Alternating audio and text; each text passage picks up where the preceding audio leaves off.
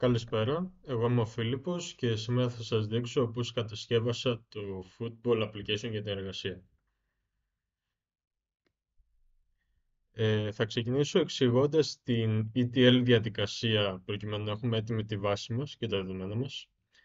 Τα δεδομένα όπως ήταν στην αρχική τους μορφή δεν ήταν και πολύ χρήσιμα και δεν ήταν πολύ εύκολο να κάνουμε queries με αυτά. Οπότε έπρεπε να τα περάσουμε από μια ETL διαδικασία προκειμένου να τα φέρουμε σε μια πιο στη μορφή και να τα φορτώσουμε σε μια βάση δεδομένων SQL. Θα ξεκινήσουμε με το πώς κατασκευάσαμε το πίνακα countries. Ε, Αρχικά, στα αρχαία CSV countries θα πρέπει να κάνουμε replace τα παλιά ονόματα χωρών με τα καινούργια τους. Στη συνέχεια από τα αρχεία goal scorers, results και shoutouts βρούμε χώρες οι οποίες ενδεχομένως να υπάρχουν σε αυτά τα αρχεία αλλά να μην είναι ήδη φορτωμένες στο πίνακα countries. Αφού το κάνουμε αυτό για κάθε μοναδικό όνομα που έχουμε για μία χώρα, θα παράξουμε και ένα μοναδικό primary key το οποίο είναι το ID. Και έτσι εδώ έχουμε στην τελική μορφή το πίνακα countries το οποίο μπορούμε να φορτώσουμε στη βάση μας. Στη συνέχεια θα κατασκευάσουμε το πίνακα games, για το οποίο θα χρησιμοποιήσουμε το πίνακα countries που έχουμε ήδη φτιάξει και το πίνακα results. Στην ουσία από το πίνακα results θα αντικαταστήσουμε το home team και το away team name με τα primary keys που έχουμε παράξει στο πίνακα countries. Τέλος θα αφαιρέσουμε όποιο έχει μείνει με null home team ή away team και έχουμε έτοιμα το πίνακα με τα games. Τώρα, για να βρούμε τους παίκτες, θα χρησιμοποιήσουμε το πίνακα goal scorers, από τον οποίο θα διαλέξουμε γραμμές στις οποίες δεν έχουμε αυτό goal, προκειμένου να έχουμε ζευγάρι παίκτη και για ποια ομάδα σκοράρε, οπότε αυτή θα είναι η ομάδα του. Στη συνέχεια θα βρούμε κάθε γραμμή με μοναδικό όνομα παίκτη. Θα αντικαταστήσουμε, χρησιμοποιώντας το πίνακα countries που έχουμε φτιάξει, το όνομα της χώρας του παίκτη με το primary key της και τέλος θα παράξουμε ένα primary key για κάθε παίκτη. Και έτσι έχουμε έτοιμο το πίνακα players. Θα χρησιμοποιήσουμε επίσης το αρχείο goal scorers για να βρούμε η μοναδικότητα ενός goal μπορεί να βρεθεί χρησιμοποιώντας το home team, το away team, τον scorer τον οποίο έβαλε το goal, την ημερομηνία και το παιχνίδι. Στη συνέχεια θα αντικαταστήσουμε τα πεδία home team, away team και date με το ID του αγώνα στον οποίο αναφέρονται αυτά τα τρία πεδία. Θα αντικαταστήσουμε επίσης το όνομα του παίκτη με το μοναδικό το ID και τέλος θα παράξουμε τα primary keys για κάθε. Ο τελευταίος πίνακας που μας μένει είναι τα penalty. Για να βρούμε ένα penalty θα χρησιμοποιήσουμε το CSV αρχείο μας ονόματι shoutouts, το πίνακα countries και το πίνακα games. Αρχικά θα αντικαταστήσουμε το home team, το away team, το first shooter και τον winner με τα country IDs. Στη συνέχεια θα αντικαταστήσουμε τα country IDs και την ημερομηνία με το game ID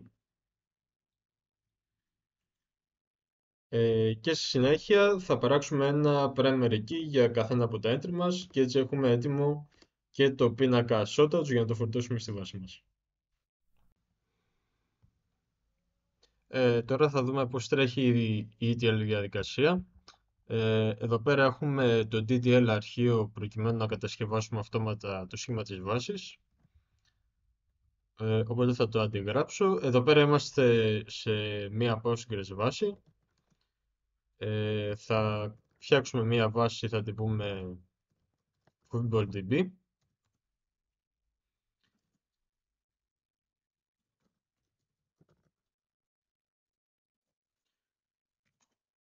Θα συνδεθούμε στη βάση μας και τώρα θα κάνουμε copy-paste στο script και εδώ πέρα βλέπουμε ότι έχουν φτιαχνεί οι πίνακες.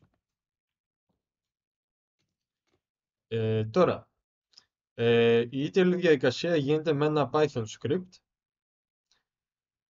Στην αρχή δείχνουμε ποια είναι η βάση μας και τι πίνακες υπάρχουν προκειμένου να γράψουμε σε αυτούς. Εδώ πέρα φορτώνουμε τα CSV αρχεία μας που έχουμε από πριν, που βρίσκονται στο φάκελο datasets. Στη συνέχεια αντικαθιστούμε παύλες και κενά και παρενθέσεις, προκειμένου να μπορούμε να γράψουμε σωστά. Και ακολουθεί η ίδια διαδικασία που περιγράψαμε πριν λίγο. Αφού ολοκληρωθεί, φορτώνουμε όλα μας τα αρχεία στη βάση. Προκειμένου να τρέξει σωστά το script, θα χρειαστεί να κάνουμε install τα requirements του. Αυτά βρίσκονται σε ένα αρχείο txt.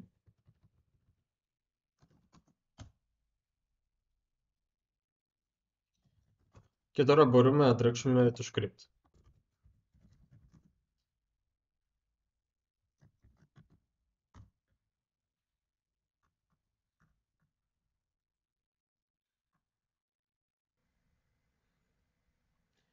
Το script ολοκληρώθηκε, οπότε θα συνδέσουμε τη βάση μας για να δούμε αν όλα έχουν φορτωθεί σωστά.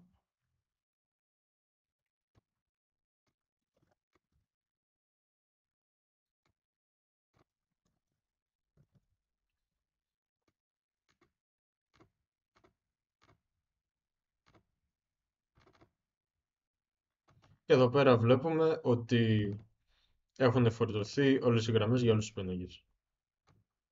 Και εδώ ολοκληρώνεται η τέλεια διαδικασία. Θα περάσουμε στο τελευταίο κομμάτι του project, το οποίο αφορά το backend. Το backend είναι χτισμένο σε Ruby on Rails. Το πρώτο βήμα που έχουμε να κάνουμε είναι να συνδέσουμε τη βάση μας με το όνομα της βάσης του development και να ορίσουμε τι είδους βάση χρησιμοποιούμε. Οπότε θα πατήσουμε run. Σηκώνουμε το server στη θύρα 3000 και εδώ πέρα το home page μας μας φέρνει στο section με τα games για κάθε χρονιά. Συγκεκριμένα πρώτα μας εμφανίζει για τη φετινή χρονιά. Εδώ πέρα ο χρήστης μπορεί να δει πόσα games διεξήχθησαν τη δεδομένη χρονιά, πόσες οπαλίες και πόσα penalty. Και κάτω εμφανίζονται αναλυτικά οι αγώνες. Εδώ πέρα ο χρήστης μπορεί να αλλάξει τη χρονιά την οποία θέλει να δει. Εδώ για παράδειγμα βλέπουμε τους αγώνες για το 2020.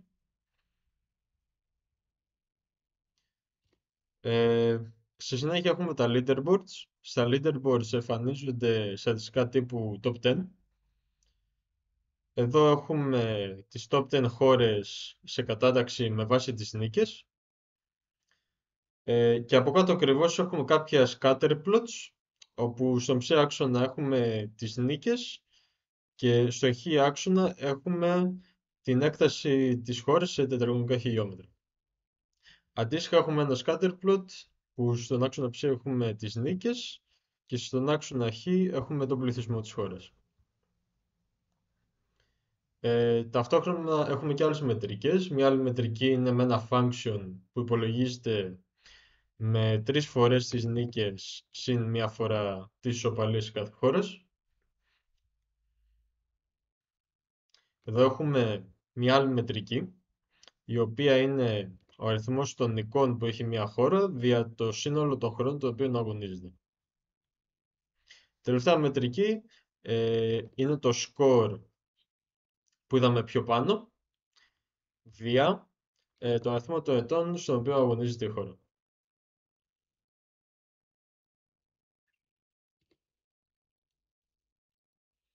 Εδώ πέρα έχουμε το tab με τα countries, όπου βρίσκονται όλες οι χώρες.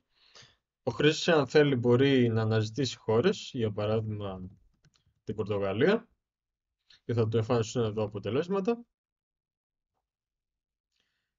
Για κάθε χώρα στην αρχή εμφανίζεται το που βρίσκεται στο χάρτη.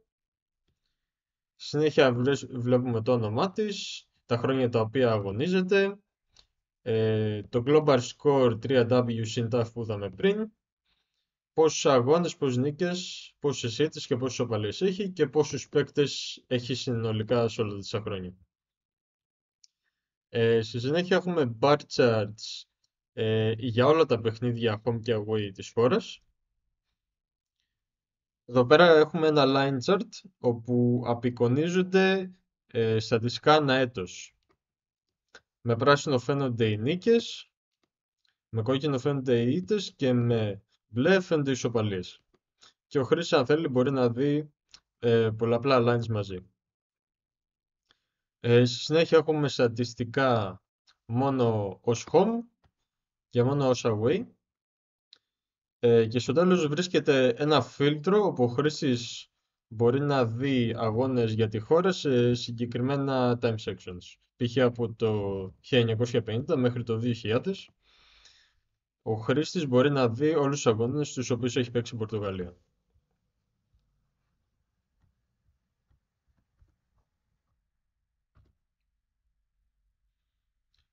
Στη συνέχεια έχουμε το tab με τους παίκτες.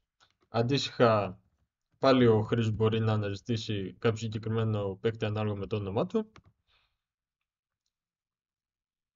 Για κάθε παίκτη δείχνουμε την ομάδα στην οποία παίζει και ο παίκτης μπορεί να μεταβεί και στην ομάδα στην οποία αγωνίζεται ο παίκτης.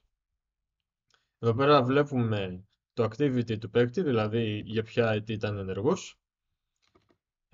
Τα συνολικά goal που έχει βάλει, τα περισσότερα goal που έχει βάλει σε ένα μοναδικό αγώνα και γενικά το ratio goal δια χρόνια που αγωνίζεται ο παίκτης και εμείς βάλαμε να φαίνονται και τα αυτογκολ. Τέλος υπάρχει ένα line chart το οποίο για κάθε χρονιά δείχνει το ratio goal διαγώνες που έχει αγωνιστεί ο παίκτης στην ομάδα του.